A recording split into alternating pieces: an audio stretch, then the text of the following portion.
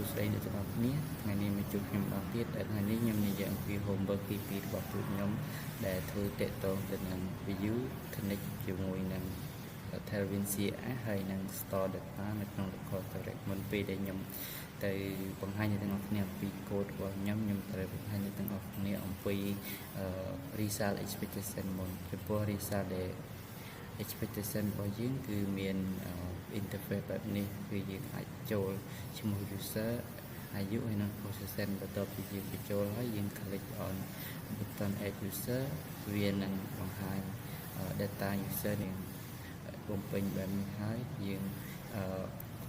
add user ទៅវានឹងឃើញបែបនេះហើយយើងអាច delete បានបន្ទាប់ពីយើង delete បាននៅពេលដែលយើង refresh វាអត់អាចមកវិញបានទេព្រោះតែវានៅក្នុង local storage បន្ទាប់មកគឺយើងបង្ហាញអ្នកទាំងអស់គ្នាអំពីកូដមួយចំនួននៅក្នុង project របស់ខ្ញុំផងដែរចំពោះ homework មួយនេះគឺខ្ញុំត្រូវ set up project structure ដោយប្រើប្រាស់ view បែបនេះហើយខ្ញុំត្រូវ install Tailwind CSS ហើយ connect វាជាមួយនឹង Tailwind CSS ហើយត្រូវប្រកាសថា Tailwind វាដំណើរការបានល្អបន្ទាប់មកទៀតខ្ញុំបានបង្កើត component មួយឈ្មោះថា list.view សរសេរកូដដើម្បីបំពេញ component មួយហ្នឹងផងដែរហើយនៅក្នុង view ខ្ញុំបានលុបនៅ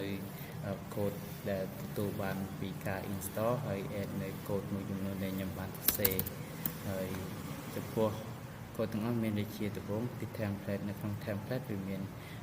class container មួយហើយនៅក្នុង class container នោះវាមាន form មួយដែលអនុញ្ញាតឲ្យចូលទិន្នន័យចូលទៅកាន់ form ទាំងអស់នោះបានដូចជាវាមាន input ទី1 input name input ទី2 input age user age input ទី3គឺ input user person បន្ទាប់មកមានប៊ូតុងមួយសម្រាប់ add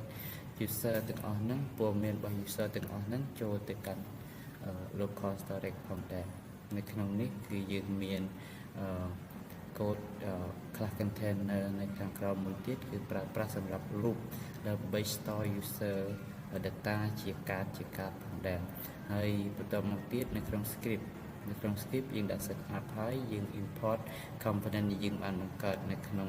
component file ហើយយើង import reactive ហើយនឹង onmon បន្ទាប់មកនៅក្នុងនេះគឺយើងបង្កើត variable មួយនៅព័ត៌មានរបស់ user ចូលទៅក្នុង local storage ហើយនៅខាងក្រោមនេះគឺយើងadd នៅ user data ដែលយើងបញ្ចូលនៅក្នុង input ចូលទៅកាន់ local storage ហើយមួយខាងក្រោមនេះគឺយើងប្រើប្រាស់សម្រាប់ remove user ចេញពី local storage ហើយ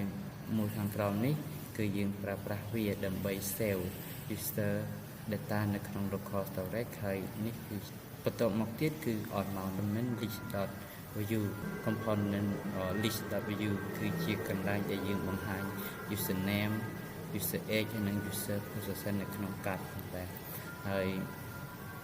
នៅក្នុងនេះគឺយើងមានប៊ូតុងមួយឈ្មោះថាប៊ូតុង delete មិនមែនជាប៊ូតុង delete ទេគឺជាប្រភេទ